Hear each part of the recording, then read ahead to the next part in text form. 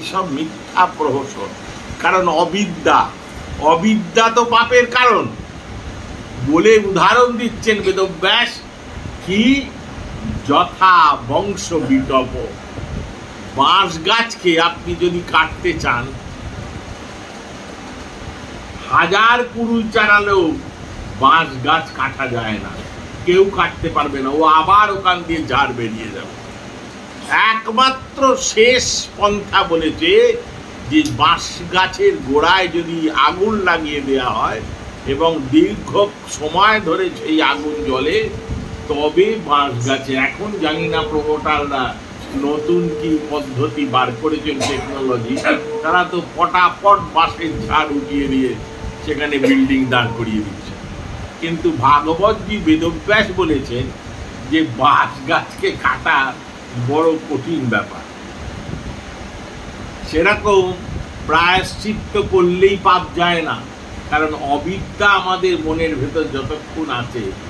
আমি একটা গো হত্যা বা ব্রহ্ম হত্যা বা নামাপরাধ এইসব করলাম, বৈষ্ণব নিন্দা নামাপরাধ করলাম, করে আমি তারপর দিনকে প্রায়শ্চিত্ত করলাম। আমার পয়সা আছে, সকালবেলা একটা গরু কিনলাম, বাছুর কিনলাম, ব্রাহ্মণ ঠাকুর মশাইকে ডাকলাম, ডেকে ঘটা করে প্রায়শ্চিত্ত করলাম, লাভ কি হবে? আমার ভেতর থেকে পাপ চলে যাবে, কারণ অবিদ্যা তো আমার ভেতর রয়ে গেছে। এই অবিদ্যা নাশের জন্য সাধু সঙ্গের কথা বলেছে, সৎসঙ্গের কথা বলেছে, সৎ আচরণের কথা বলেছে। এই যে শিশু বালকগুলোকে এনাদের পিতা মাতা মস্তক মুন্ডন, তিলক সেবা, হাতে নামের মালা ধরিয়ে দিয়েছে, করতাল ধরিয়ে দিয়েছে, শিশুকাল থেকে পিতা মাতা প্রচেষ্টা করে যাচ্ছে সংস্কারবান হয় যেন সন্তান আমার। তাদের কর্তব্য তো তারা করছেন, এবার আমাদের কপাল যা হওয়ার। কিন্তু কিছু না করে তো বসে নেই, তারা বিদ্যাভ্যাসও করছে, তারা খাওয়া দাওয়াও করছে, আবার ভগবত ভজনের যে প্রণালী শাস্ত্রে নির্দিষ্ট আছে, সেই প্রণালীও ঠিকভাবে যাতে তারা পালন করে সেই ব্যবস্থা করে দিচ্ছে।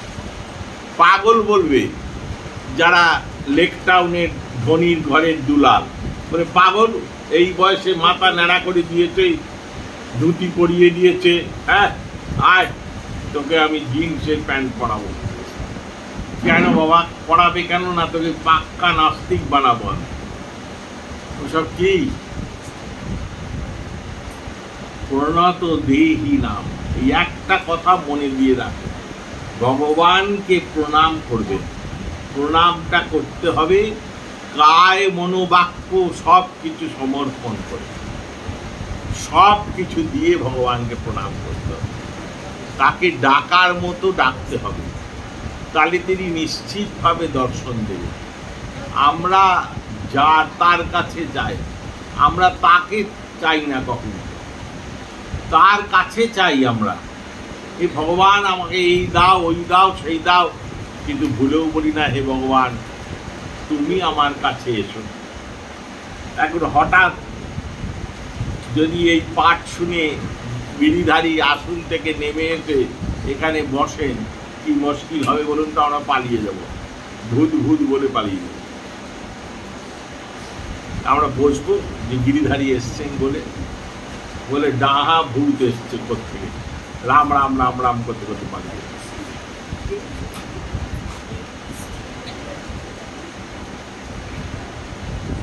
হে গোবিন্দ, হে প্রাণ সখা, তোমার ওই চরণ যুগল বৃন্দাবনের পথে গোচারণ করার জন্যে কত গভীর অরণ্যে প্রবেশ করে প্রতিদিন নিয়ত,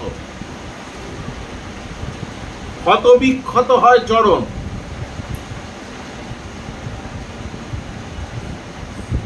তোমার ওই চরণ কালীয় নাগের মাথায় তুমি যখন নৃত্য করেছিলে, ফণি ফণার প্রীতম তে পদাম্বুজম, তোমার এই দুটো চরণের ছন্দ যখন কালীয় নাগের মাথাতে নাচ করেছিল, কালীয় রমণীগণ দর্শন করেছিলেন যে নাচ তো নাচ নয়, এ আমাদের স্বামী আস্তে আস্তে মৃত্যুর দিকে ধাবিত হয়ে যাচ্ছে। ক্রীড়ু কুচে শুন কৃন্ধির ইচ্ছয়ম, আজকে তোমার সেই চরণ যুগল আমাদের বক্ষের ওপর তুমি স্থাপন করো। তোমার কাছে আমার একান্ত অনুরোধ যে তোমার,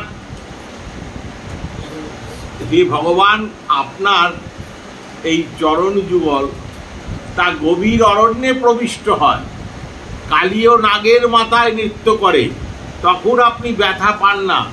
তাই জন্য আশা করি আপনি আমাদেরও এই যে বক্ষের ওপর আপনার চরণস্থল এটা স্থাপন করবেন, তাতে আপনার কোনো রকম ব্যথা লাগবে না। ব্রজগোপীরা শিরদেশে কর স্থাপন করতে বলেছিলেন গতকাল, আজকে বলছেন বক্ষের ওপর চরণ স্থাপন করুন। কারণ মোলায়েম অতিরিক্ত সুন্দর জায়গা, যেখানে ভগবানের চরণ স্থাপন করলে তার ব্যথা লাগবে না। ভগবানের আনুকূল্যতা, তার আনন্দবর্ধনই তো গোপীদের একমাত্র কাজ। এমনভাবে ভগবানের পূজা বা সেবা করা উচিত না যা ঈশ্বরের কাছে ক্লেশকর হয়, ভগবানের কাছে ক্লেশের কারণ হয়। তাই জন্যে হৃদয় কমল দেশে তাকে স্থাপন করার জন্য বলছেন।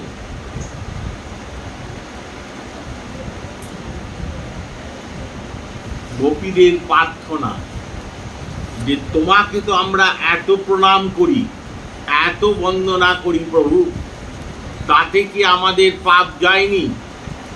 আবার নতুন করে কি পাপ এলো? উন্নত জনের সর্ব পাপ বিমোচন, বক্ষস্থলে দাও মোদের তব শ্রীচরণ। তোমার চরণ দুটি ধেনু পালের পাশে ছুটি, ব্রজের কানন ভূমি করে পাবন। পরম যতন করি লক্ষ্মী যাহা হৃদে ধরি, নিরবধি কায়মনে করেন সেবন। যে চরণ কালীয় শিরে নানা ছলে নৃত্য করে, সে চরণ হোক মোদের হৃদয় ভূষণ। প্রবল হৃদয়ে জ্বালা হোক খণ্ডন। আপনি আমাদের বক্ষস্থলের ওপর বুকের মধ্যে আপনার চরণ যুগল স্থাপন করুন, তাতে আপনার দর্শন হবে, আমরা দেখতে পাবো আপনাকে। একান্ত প্রার্থনা জানাচ্ছেন গোপীগণ ভগবানের কাছে। তাহলে আমরা একটা জিনিস বুঝলাম, বোঝার চেষ্টা করলাম যে ভগবান শ্রীকৃষ্ণকে প্রণাম করার ক্ষেত্রে দ্রুততার প্রয়োজন নেই, কিছুটা সময় সেখানে ব্যয় হোক না কেন। ওরকমভাবে ঘুষি দেখিয়ে প্রণাম করার কি আছে? কপালে হাতটা ঠেকাচ্ছে আর না প্রণাম হয়ে যাচ্ছে না, ও তো ঠাকুরকে ঘুষি দেখানো হচ্ছে।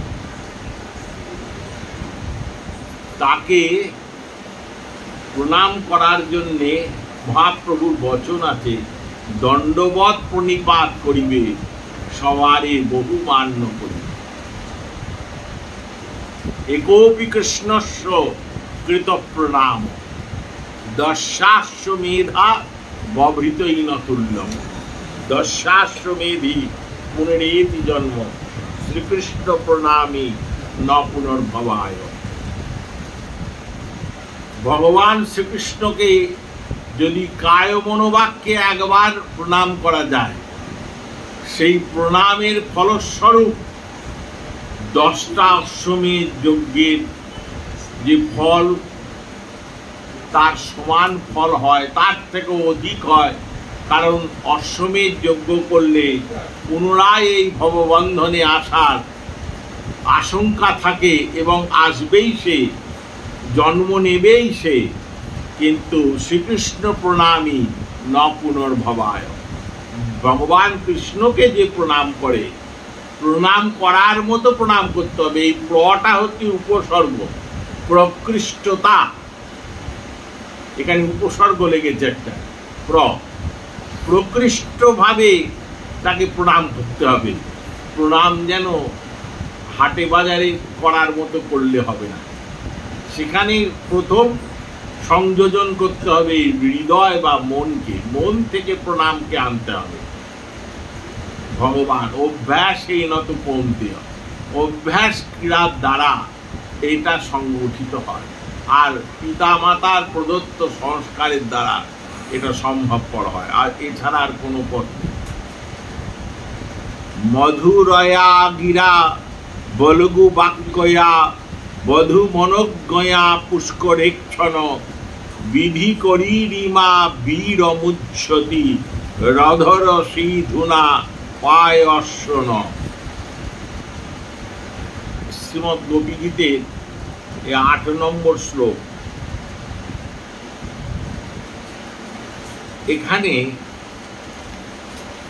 গোপীজন সুন্দরভাবে বলছেন, মধু হইত সুমধু তোমার বচন, শ্রবণে উথলে উঠে প্রেম পারাবা, কিবা স্বরেরও মাধুরী পদ বাক্যেরও চাতুরী, শব্দ অর্থে তৃপ্ত করে সবাকার মন। সে বচন শুনি মোরা হয়ে আছি আত্মহারা, দাসী হয়ে তব পদে সপেছি জীবন, কিন্তু তব অদর্শনে তপ্ত মোরা রাত্রি দিনে, হৃদয় মাঝারে জলে বিরহ দহ। তব অধর সিধু দানে আপ্যায়িত কর প্রাণে, নতুবা রহে না মোদের জীবন। হে কমললোচন, হে বীর, তোমার মধুর পদ্ম লালিত্য সমন্বিত এবং বিজ্ঞ চিত্তাকর্ষক বচনে মুগ্ধ এই কিঙ্করীগণকে তোমার অধর মুখ দ্বারা আপ্যায়িত করো। মধুরয়া গিরা বলগু বাক্যয়া, ভগবানের বাক্য শ্রী বল্লভাচার্য স্তব করেছেন। মধুরাষ্টক সেখানে বলেছেন, বচনম মধুরম, বাণী মধুরা। ভগবানের বচন মধুর, তার বাণী মধুর। অধরম মধুরম, তার মুখ মধুর, তার সমস্ত ক্রিয়াকলাপই মধুর। মধুরাধিপতের অখিলম মধুরম। সেই ভগবানের মুখ নিঃসৃত যে বাক্য, তা তো মধু হবেই। মধু ছড়ন্তি সিন্ধব, জগতময়, জগৎ মধুময় হয়ে যায় তিনি যদি মুখ খোলেন। কারণ তার মুখ থেকে কর্কশতা কখনো নির্গত হতে পারে না। সচ্চিদানন্দময় ভগবানের তনু, শুনেছি তার তনুখানি নাকি প্রেম দিয়ে গড়া গো, প্রেম দিয়ে গড়া তনু। আমাদের মতোই পার্থিব সত্তা, পার্থিব উপাদান দিয়ে তৈরি নেই। তাই জন্য আমরা চেষ্টা করলেও কখনো ধান্দায় মধুর বাক্য বলবো, তার পরক্ষণেই কর্কশ বাক্য আমাদের নির্গত হয়ে যায়। ভুলেও যদি কারুর হৃদয়ে আঘাত দিয়ে থাকি, তাহলে জানবেন ওখানে চিত্রগুপ্ত খাতা খুলে বসে আছে, সঙ্গে সঙ্গে নোট হয়ে যাবে। পরক্ষেও কাউকে যদি কোনো রকম সন্তাপ দেয়া হয়, তাও পর্যন্ত আইন কি বলবে? আইন, দেশে আইন রচনা করছে আইনকাররা, সংবিধান রচনা করেছে বাবারা বসে বসে। কি করেছে সংবিধান আর কি করছে আইনের বিচারপতিরা? আইন তো আমাদের শাস্ত্রকাররা করে গেছেন। আইন সেখানে বলে দিয়েছে যে প্রত্যক্ষভাবে কাউকে সন্তাপ দেয়া তো দূরের কথা, অপ্রত্যক্ষে অর্থাৎ শয়নে স্বপনে কারুর যদি অকল্যাণ চিন্তা করো, তখন তোমার শাস্তি নোট হয়ে যাবে। ওই যমরাজের সামনে চিত্রগুপ্ত বসে আছে। চিন্তা করুন তো, অফেন্স, তা কিন্তু আপনাকে সাক্ষাৎ করতে হবে না, প্রমাণ দেখাতে হবে না, ফুটেজ দেখাতে হবে না। এখন দেখেন না কথায় কথায় ফুটেজ লাগে, নিয়ে এসো ফুটেজ, রাজভবনের গেটে টাঙিয়ে দাও। বলে দিয়েছেন ভগবান, তার বারবার পুরাণ আদিতে বলেছেন যে যদি তুমি শয়নে স্বপনে কারুর অকল্যাণ চিন্তা করো, ভুলেও যদি করো, তা নামাপরাধের ভেতর পড়ে যাবে। কখনো করো না যেন, তাহলে কাউন্টিং হয়ে যাবে, আমি তোমাকে নোট করে নেব, ঠিক তোমাকে এই এত প্রতিশোধ কর্মফল আমি ভোগ করিয়ে দেব। কারণ মধুময় ভগবান, মধুর তার বাক্য, মধুর বচন, মধুর তার বাণী, মধুর রূপ, তার সব কিছু মধুর। তিনি প্রকটিত হলে জগৎ মধুময় হয়ে যায়, বিশ্ব ব্রহ্মাণ্ড মধুক্ষরন্তি সিন্ধব, এমন মধু পড়তে থাকে যেন সাগর প্রস্তুত হয়ে যায়, মধুক্ষরন্তি সিন্ধব। সেই মধুরয়া গিরা বলগু বাক্যয়া, হে ভগবান, আপনার সেই মধুর বাক্যের দ্বারা পুনরায় আমাদের আপনি আপ্যায়িত করুন। কারণ এতদিন আমরা আপনার ওই মধুর কথা শুনেছি, বলগু বাক্যয়া, মনোহর পদ লালিত সমন্বিত বাক্য, যে বাক্য শুনলে মনের সন্তাপ চলে যায়, সব রকম জ্বালা চলে যায়। এ শুনেছিলেন কে? বিল্বমঙ্গল। শুনেছিলেন কে? ভক্ত ধ্রুব। ভগবানের এই মধুর কথা শুনেছিলেন, মধুময় ভগবানের কথা ধ্রুবজি মহারাজ শুনেছিলেন। ধ্রুবজি মহারাজ যখন তপস্যা করার জন্য গৃহত্যাগ করে চলে যান, তখন ভগবান ধ্রুবকে দর্শন, যখন তপস্যার পর খুব অল্প সময়ের তপস্যাতে ধ্রুবজি মহারাজকে ভগবান কৃপা করে দিয়েছে, এবং কৃপা করার পর ধ্রুব ভগবানের স্তব করতে পারছে না, কারণ বাবা লেখাপড়া শেখায়নি ধ্রুবকে ছেলেবেলা থেকে। বিমা তার সন্তানকে লালন পালন করেছে, প্রশ্রয় দিয়েছে বেশি, উত্তম পাদ। ধ্রুবের পড়াশোনা হয়নি, ধ্রুব সংস্কৃত জানে না, ভাষা জানে না, তখন ভাষাই সংস্কৃত, তখন অন্য ভাষা ছিল না। ইংল্যান্ডের ঝাড়ুদারটাও ইংরেজি বলতে পারে, সংস্কৃত বলতে পারলেই আবার যেন অহংকার না চলে আসে। কারণ ইংল্যান্ডের যে সংস্কৃত কলেজের প্রিন্সিপাল উপল সেন আমায় বলেছিল, ইংল্যান্ডের ঝাড়ুদারও তো ইংরেজিতে কথা বলে। তা বলে কি সে Wordsworth, Shelley, Byron, Keats, Shakespeare এসব জানে? ও দেশের মাতৃভাষাই হচ্ছে ইংরেজি। সংস্কৃত কথোপকথন করা, দশ দিবসে এসু, এগুলো কোনো বড় কথা নয়। 10 দিনেতে আপনাকে সংস্কৃত আমি শিখিয়ে দেবো, আপনি হর করে সংস্কৃতে কথা বলতে পারবেন। কিন্তু তাতে কি হবে? আপনি কালিদাস, আপনি রঘুবংশ, মৃচ্ছকটিকম, আপনি মুদ্রা রাক্ষসম, যাস্কর, নিরুক্ত, এগুলো আপনি জানতে পারবেন, শকুন্তলা জানতে পারবেন না, দশকুমার চরিতম জানতে পারবেন, টেক্সট জানতে পারবেন না তো। সুতরাং শাস্ত্র জ্ঞান কেবলমাত্র গ্রন্থ পাঠ করলে শাস্ত্র জ্ঞান হয় না। শাস্ত্র অনুধাবন করার জন্যে মহাপুরুষের মহাজন যেন গত সপন্থা। ওই প্রহ্লাদজি বলেছিলেন তার বাবাকে, হিরণ্যকশিপু মহারাজকে, যে বাবা মহি ও সাং জড়ভরত মহারাজ রাজা রহুগণকে বলেছিলেন যে রহুগণই তপসো ন জাতি নচেত জয়া নির্বপনাদ গৃহাদবা ন ছন্দসা নৈব জলাংশি সূর্যই বিনা মহতপাদ রজোভিষেক। আর প্রহ্লাদজি তার বাবাকে বলেছেন নিষ্কিঞ্চনা নাম ন বৃণীত যাবৎ, যতক্ষণ না আপনি নিষ্কিঞ্চন মহজ্জনকে বরণ করছেন, ততক্ষণ আপনি হাজার মাস্টার মশাই ডেকে আমাকে পড়ান, আমার বিদ্যা হবে না। কারণ মহতের কৃপা চাই, সাধু কৃপা চাই। সাধু হতে গেলেই হলুদ কাপড় পরতে হবে, কাঁচা খুলে দিতে হবে, জটা রাখতে হবে, এর কোনো মানে নেই। বর যখন বিয়ে করতে বসে তখন কন্যাদাতা সম্প্রদাতা বরকে বলে সাধু ভবান আস্তাম, সাধু ভবান আস্তাম। হে মহাভাগ, হে ভাগ্যবান, হে পূজনীয় ব্যক্তি, আপনি আসুন, আপনি বসুন। আরে ও তো বিয়ে করবে এক্ষুনি, ওকে সাধু বলছে কেন? সাধু শব্দের ব্যাকরণেতে কি অর্থ করেছে একবার শব্দকোষ খুলে দেখে নেবেন।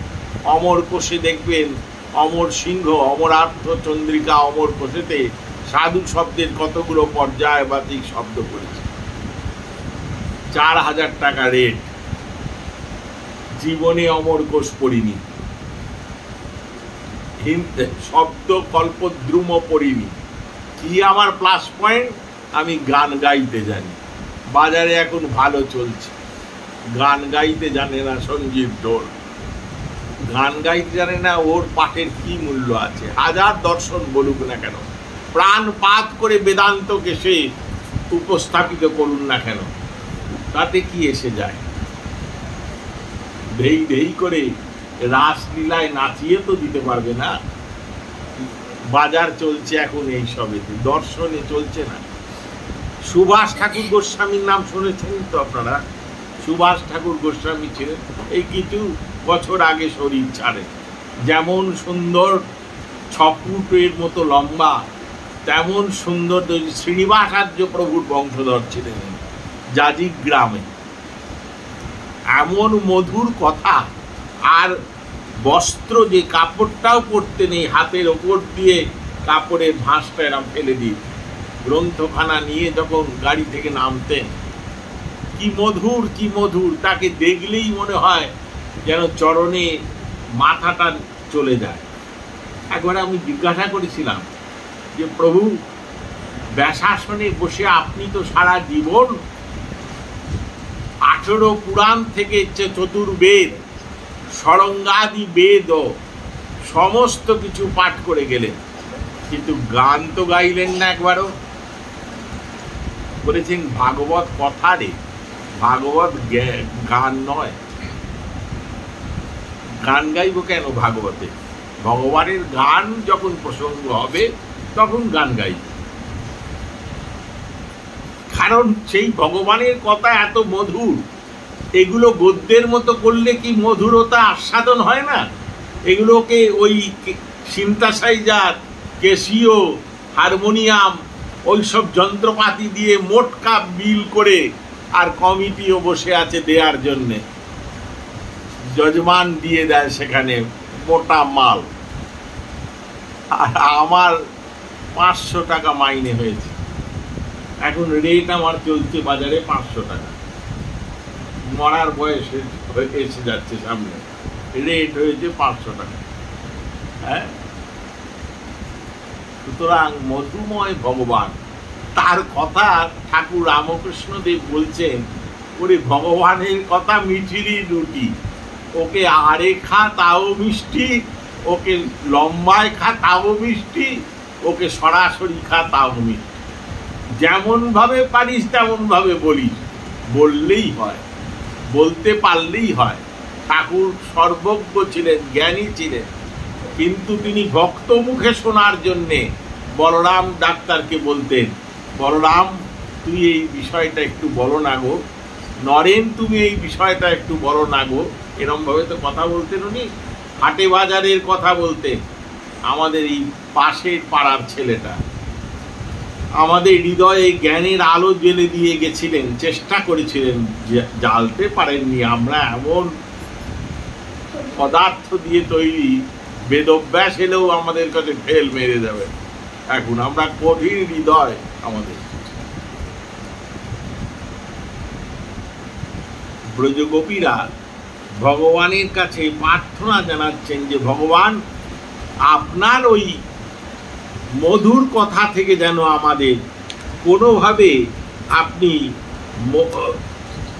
মানে বিচ্যুতি করবেন না, কারণ আপনার কথা এত মধুর, এতই মধুর যে আপনার কথাকে অমৃত স্বরূপ বলা হয়েছে।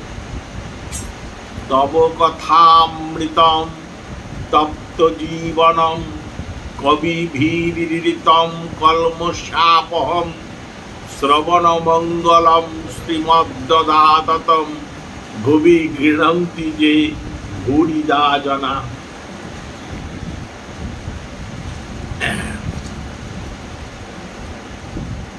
ভগবান আপনার কথামৃত বিবিধ তাপদগ্ধ জনের জীবনপ্রদ, বিজ্ঞ জন সংস্তুত, সর্বদুঃখ নিবারক, শ্রবণ মঙ্গল, সর্বোৎকৃষ্ট এবং সর্বত্র পরিগীত। অতএব যে ব্যক্তি তোমার কথা কীর্তন করে জগতে তার মতো দাতা আর কেহই নাই। তব কথামৃতম, ভগবানের কথাকে, ভগবানের কথা মানে কি ভগবানের মুখ থেকে বেরিয়েছে তা নয়, ভগবত সম্বন্ধীয় কথা, তাই হলো ভগবানের কথা। তারই নাম ভাগবত। ভগবত সম্বন্ধীয় কথা তাকেই বলে ভাগবত। তব কথা অমৃত, ভগবান আপনার কথা অমৃত সমান। সমুদ্র মন্থনের সময় যে অমৃত উঠেছিল সে অমৃতের দায়ভাগ দেবতারা নিয়ে চলে গেছিল, দানব মানব কাউকে এক ছিটে পর্যন্ত দেয়নি। কিন্তু আপনার কথারূপ অমৃতে দানবেরও অধিকার আছে, মানবেরও সমান অধিকার আছে। সেখানে কোনো বৈষম্যতা নেই, সবাই শুনতে পারে আপনার কথা। আপনার কথা অমৃতর এখানে বিশেষ বিশেষ বৈশিষ্ট্য। তপ্ত জীবন, আপনার কথা এত সুন্দর, এত রসসুধা সেখানে রয়েছে, যা নিগম কল্পতরর গলিতম ফলম শুক মুখাত তদ্রব সংযুতম পিবত ভাগবতম রসমালয়ম মুহুরহ রসিকা ভুবি ভাবুকা। বেদব্যাস শ্রীমদ ভাগবতে উল্লেখ করেছেন শ্লোকে, পিবত ভাগবতম রসমালয়ম, ভাগবত রসসুধা তা পান করতে হয়, নত শ্রূয়ত ভাগবতম। এ কথা বলেননি যে ভাগবত শোনো, বেদব্যাস ভাগবত শোনার থেকেই ভাগবত রসকে পান করে নেওয়ার কথা বলেছে।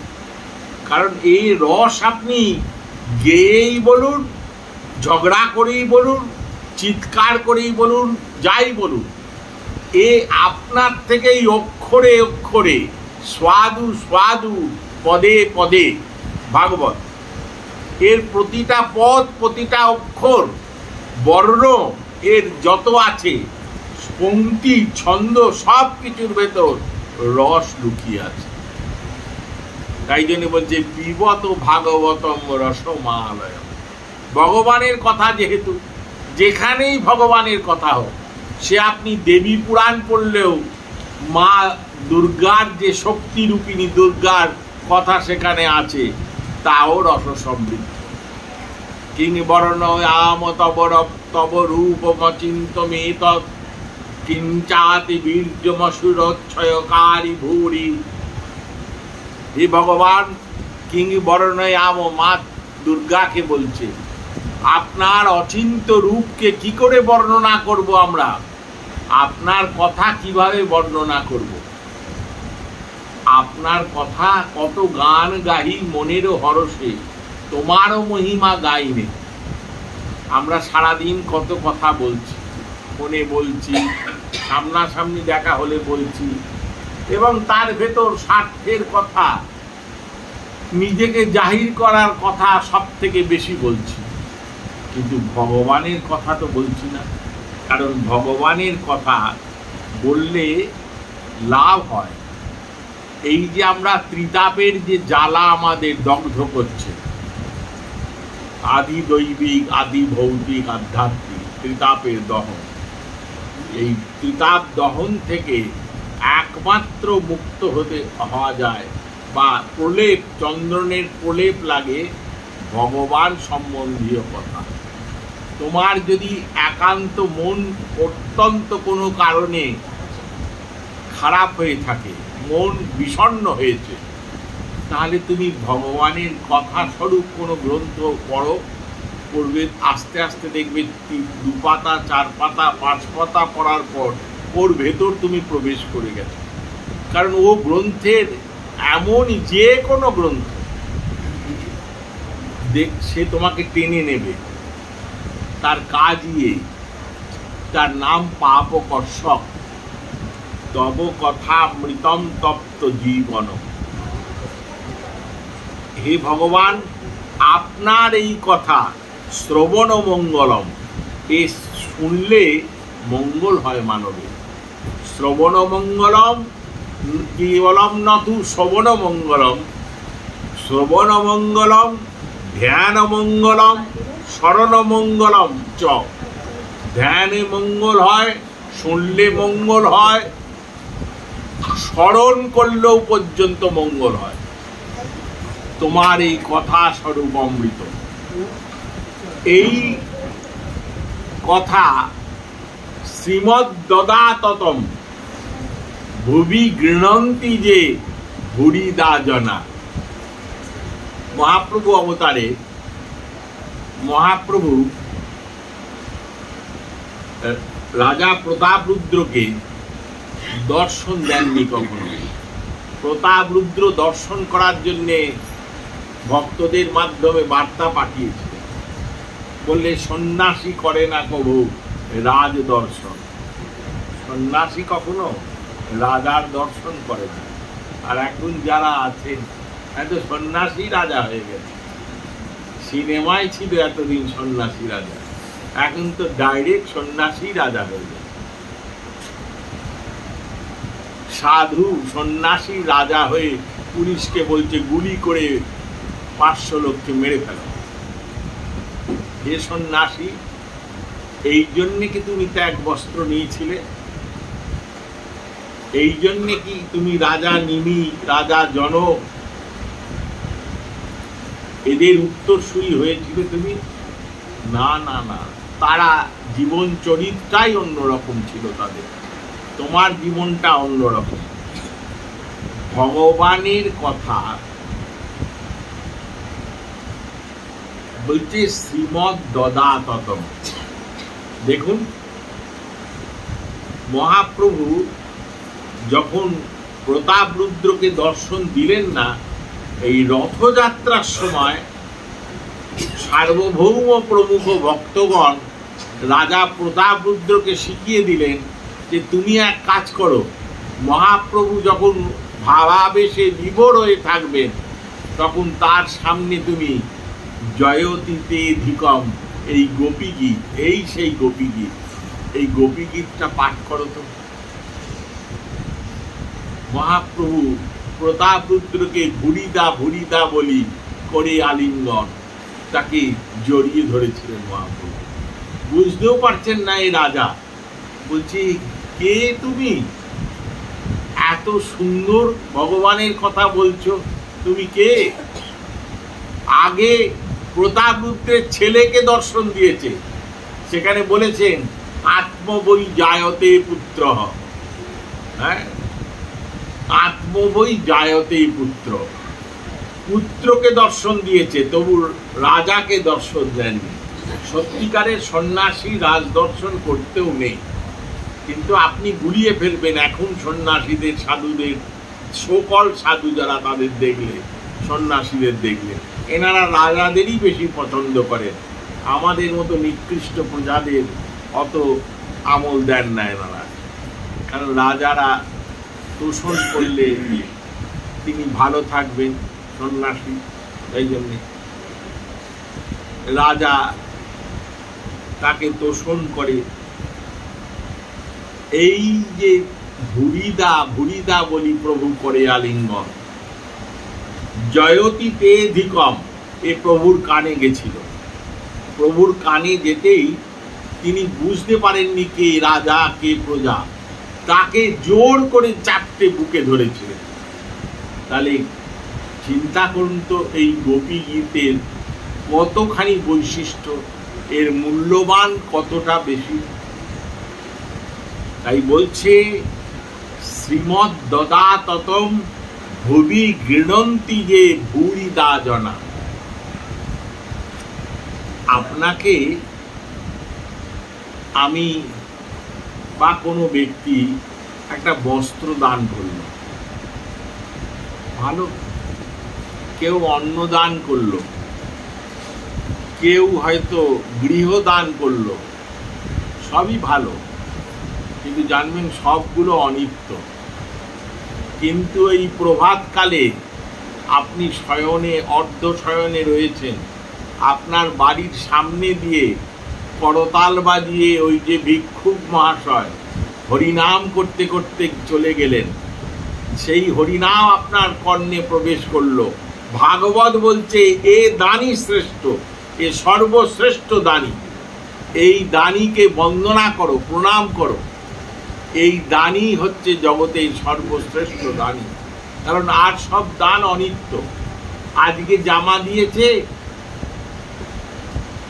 2 মাস পরে পুরনো হয়ে যাবে, আর মনেই রাখবো না ওকে, আর ছিঁড়ে গেলে তার কথাই নেই। গৃহ দিয়েছে, বাড়ি দিয়েছে, দান করেছে, গৃহদান। গৃহ তো দাহ হয়ে যায়, ছাড়খাড় হয়ে গেল, একটু নাড়ানাড়ি হয়ে গেল, গৃহ শেষ হয়ে গেল। অনিত্য বস্তু, অনিত্য বস্তু দানে। যেমন মহাপ্রভুর একটা কথা আছে যে জীবে দয়া নামে রুচি বৈষ্ণব সেবন, ইহা ভিন্ন ধর্ম নাই শুনো সনাতন।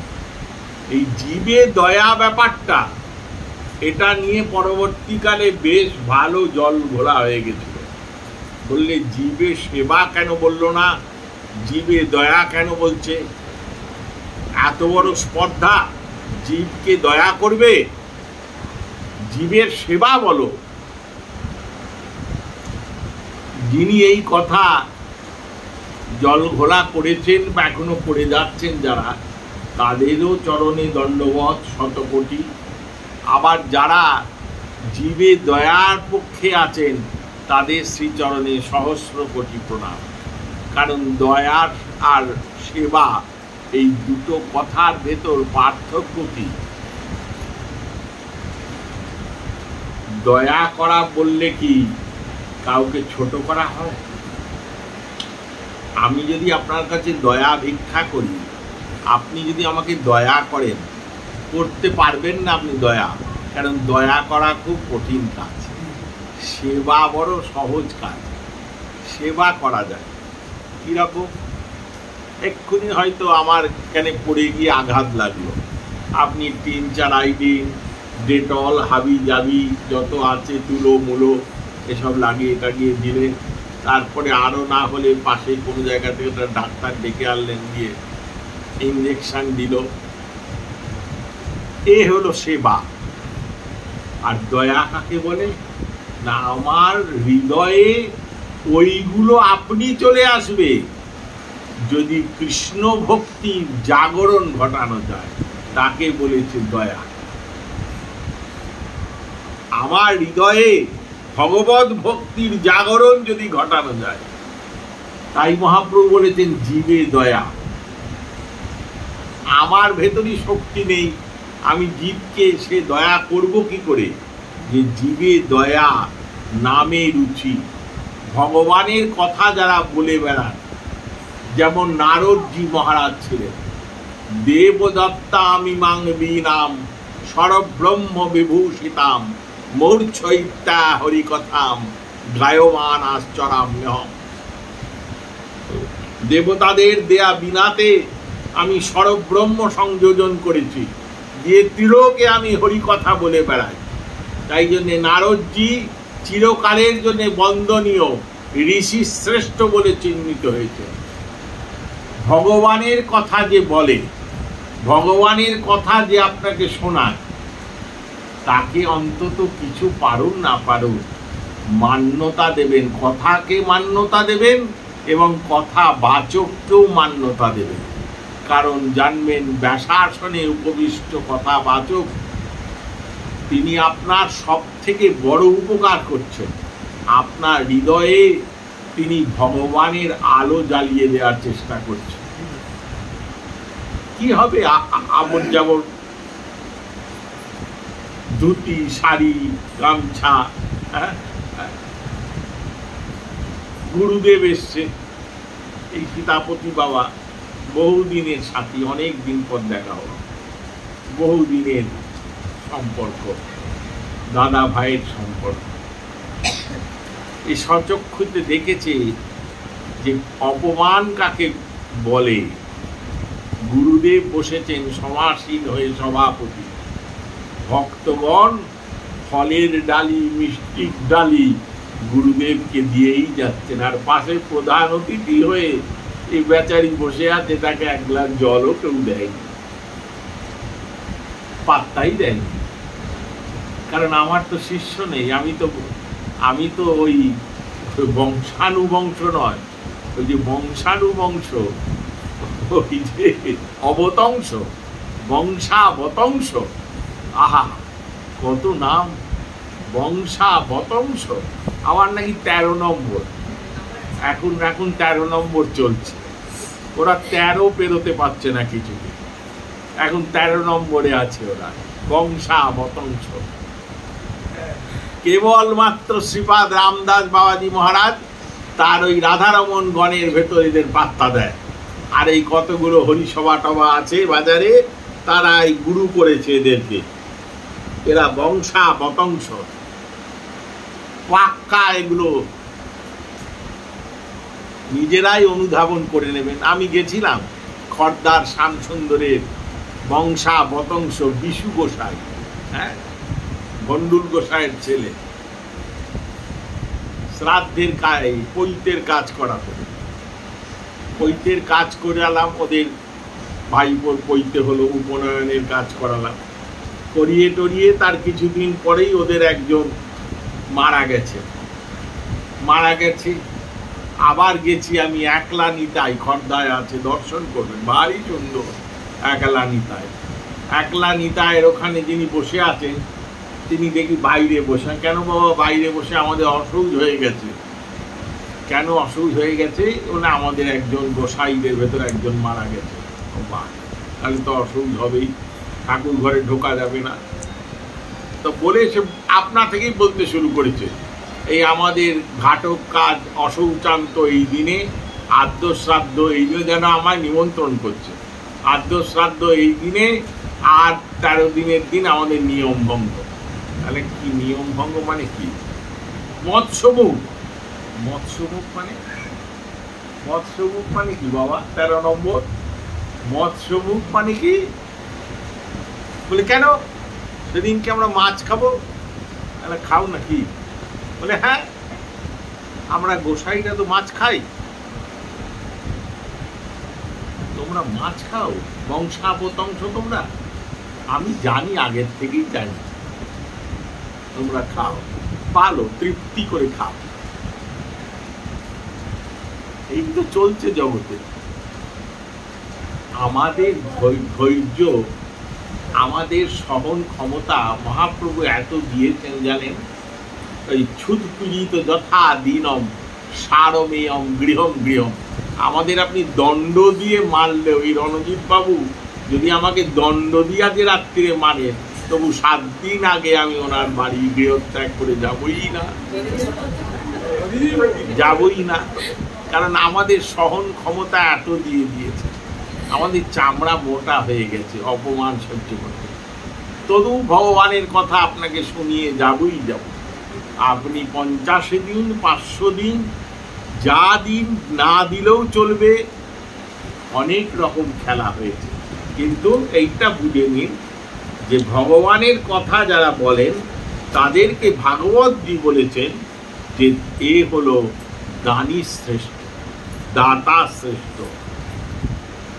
প্রহসিতম প্রিয় প্রেম বিচ্ছিতম বিহরণঞ্চতে ধ্যান মঙ্গলম রহস্যি সঙ্গে বিদৌ যা হৃদিস্পৃশ কুহক নো মন ছোবয়ন্তিহি।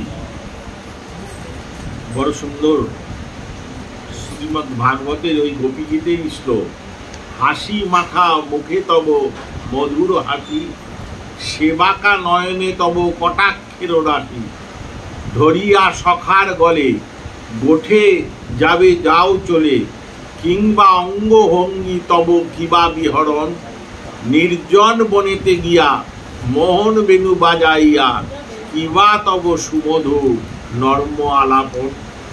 সেসব ইঙ্গিতে স্মরি নিরবধি আশা করি, হবে বুঝি তব সনে মধুর মিলন, কিন্তু এরে অদর্শনে ভরসা নাহিক মনে, ব্যাকুল হৃদয়ের জলে বিরহ দহন। হে প্রিয়, হে কপট শিরোমণি গোবিন্দ, সব প্রেম কটাক্ষ দৃষ্টি সঞ্চার এবং মিলন সংকেত যুক্ত অঙ্গভঙ্গি দেখিয়া এবং তোমার নির্জনে বাদিত বংশীনাদে পরিহাস বচন শুনিয়া আমাদের চিত্ত বিক্ষুব্ধ হইয়াছে। প্রহসিতম প্রিয় প্রেম বিচ্ছিতম, তোমার প্রেম দর্শন করে, তোমাকে ধ্যান করে, রহস্যি সংবিদ যা হৃদিস্পৃশ, যা হৃদয়কে স্পর্শ করে তোমার আস্বাদন, কুহক নো মনো, আমাদের মন ছোবয়ন্তি, ছটফট ছটফট করছে। কারণ তুমি তো যেখানে হোক বসে বেণু বাজাচ্ছ, বাঁশি বাজাচ্ছ, আমরা তোমাকে দেখতে না পেলেও তোমার সেই বেণু বাদন আমাদের কানে আসছে, এবং আসার জন্যেই আমাদের আরো বিরহ যেন দ্বিগুণ ত্রিগুণ চতুর্গুণ বৃদ্ধি পেয়ে যাচ্ছে।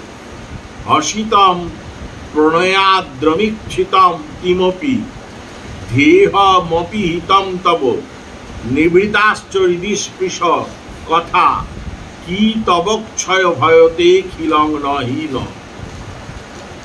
আনন্দ বৃন্দাবন চৌধুরী। হে কিতব, তোমার মধুর হাস্য, প্রণয় মাকা দৃষ্টিপাত, চিন্তায় সুখপ্রদ অপূর্ব অঙ্গভঙ্গি এবং নির্জনে নিরন্তর হৃদয় সঙ্গম কথা আমাদের চিত্ত বিক্ষুব্ধ করিতেছে।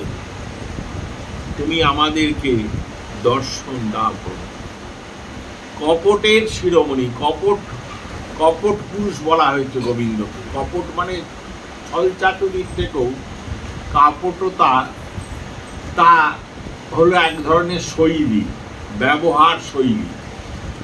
এই শৈলীতে তিনি যখন যা কিছু অঙ্গভঙ্গি করেন, যা ক্রিয়া করেন, নয়ন চোখ নাচান, ভুরু নাচান, যা কিছু করেন, তা যেন ভক্ত প্রাণকে চিরকালের জন্য কেড়ে নেন, চিরকালের জন্য আবদ্ধ করে নেন। তার সৌন্দর্য এত উন্মীলিত সৌন্দর্য, এত সামুদ্রিক সীমাহীন সৌন্দর্য, অপরিসীম মাধুর্য। আপনার, হে ভগবান, আপনার সেই কথা আমাদের কানে আসছে, আমরা স্মরণ করতে পারছি, আমাদের ক্ষোভ মনে ও জগতে যেন চতুর্গুণ বৃদ্ধি পাচ্ছে। তাই আপনার কাছে কুহক নো মনঃ ছোবয়ন্তিহি, আমাদের নোহ মানে আমাদের মন ক্ষোভের দ্বারা পরিপূর্ণ হচ্ছে। এতে কি আপনার ভালো লাগছে প্রভু? এতে আপনি আনন্দ পাচ্ছেন? আপনার কিঙ্করী দাসীদেরকে এত কষ্ট দিয়ে, তাই আপনার কাছে আমার প্রার্থনা, আমাদের প্রার্থনা। শ্রী রাধারানী সমেত সমস্ত গোপীগণ একত্র হয়ে প্রার্থনা জানাচ্ছে, হে গোবিন্দ, আর যেন নিজেকে লুকিয়ে রেখো না। এবার আমাদের প্রাণ রক্ষা করা কঠিন হয়ে দাঁড়াবে। তুমি যেমন ভাবে আমাদের সামনে থেকে চলে গেছিলে, ঠিক তেমন ভাবেই তা আশা মা বীর ভূচ্ছৌরি শয়ন মান মুখঙ্গজ, সাক্ষাৎ মনমথ মনমথ যেমন মনমথ রূপ তুমি নিয়ে গেছিলে সেই রকম রূপেই তুমি আবার আমাদের ফিরে আসতে হয়েও ছিল। তাই এলোমেলো হয়ে আসলে গোপীরা মানবে না। তাই গোপীদের এই 10 নম্বর শ্লোক, এটা গতকাল 5টা হয়েছে, আজকে 5টা হলো। এই 10 নম্বর শ্লোক অবধি আপনাদের কাছে ব্যাখ্যা করলাম। এটাই হৃদয়ের ভেতর, মনের ভেতর রাখুন। বিশেষ করে তব কথামৃতম শ্লোক, ধরিদা জনা কথা, এগুলো মনের ভেতর রাখবেন। চলতি যদব্রজা এরপর আসবে। এই 5টা শ্লোক করে আমি ব্যাখ্যা করব, চেষ্টা করব বলেছি। আজ 5টা শ্লোক আপনাদের সামনে ব্যাখ্যা করলাম। আপনারা যদি কিছু জানার থাকে বলতে পারেন। জয় জয় শ্রী রাধে।